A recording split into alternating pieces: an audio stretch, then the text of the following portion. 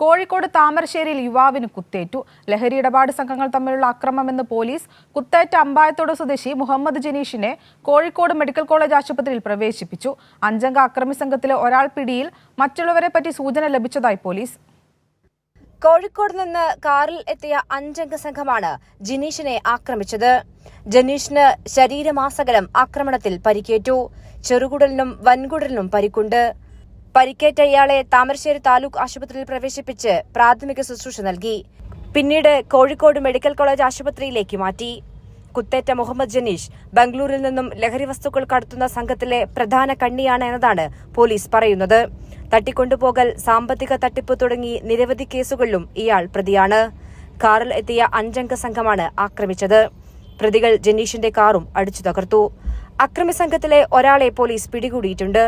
ഇവരുടെ ലഹരി ഇടപാടുകളെപ്പറ്റിയും പോലീസ് അന്വേഷണം ആരംഭിച്ചു. കൈരളി ന്യൂസ്, കോഴിക്കോട്.